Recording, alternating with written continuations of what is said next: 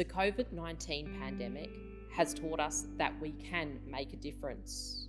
With compassion and unique innovations, we have the potential to make important contributions during both the COVID-19 and climate crisis.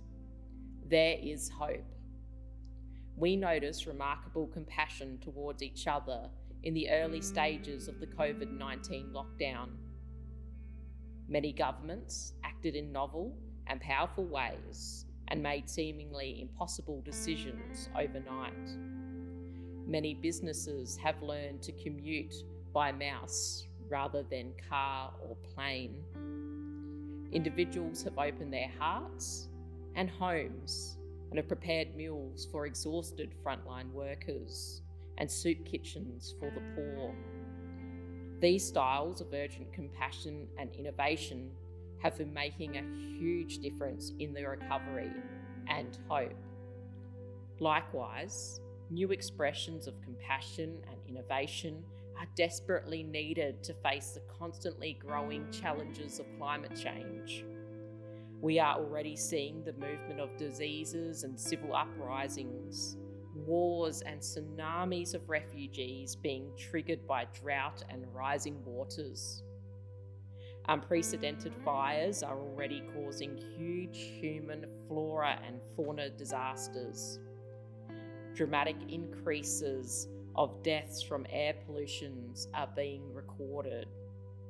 Indigenous communities around the world are losing their age-old hunting and fishing grounds by increased heat, changing the ecosystems. Jesus' understanding of the new heaven and the new earth includes that it is not just a future phenomenon after our death. We are participants in bringing them about in this time and in this place. They are rooted in God's great compassion for the earth, for each other, and for all our grandchildren. This is a time wherein our enlivened hope can make a difference. Pope Francis, in a letter to the Church, said, "For human beings to destroy the biological diversity of God's creation, for human beings to degrade the integrity of the earth, by causing changes in climate, by stripping the earth of natural forests or destroying its wetlands, for human beings to contaminate the earth's waters, its land, its air, and its life, these are sins. Indeed, this is the new reality." Sadly, it is the poor and minority groups who are most affected by climate change. We can't let the marginalised people bear the brunt of this crisis, which has been primarily created by the wealthiest countries in the world. We Christians are clearly called to compassion, but compassion without action is barely compassion at all.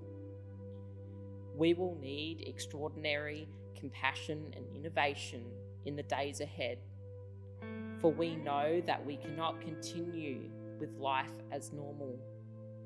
Of course, there is hope if we remember that hope is a verb as well as a noun.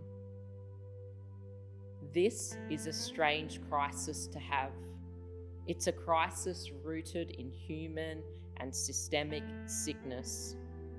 It stems from structures that are based on the system of profit-making for ever-expanding consumption, inequalities and exploitation, ecological indifference, and political self-interest. We are the problem. It's not one thing, but many things that we are doing. However, we can make a difference. COVID-19 has taught us with knowledge, compassion, and innovation. We can make the change. Climatologists tell us that this is the vital decade to bring it about. If we choose to act, we have a chance of changing climate change. The alternative is unthinkable.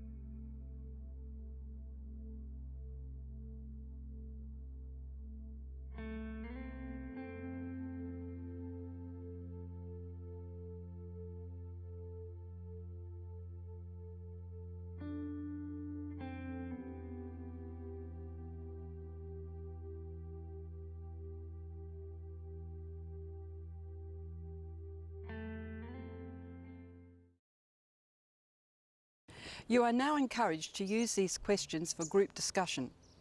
A copy of the questions is available in the Leaders' Notes.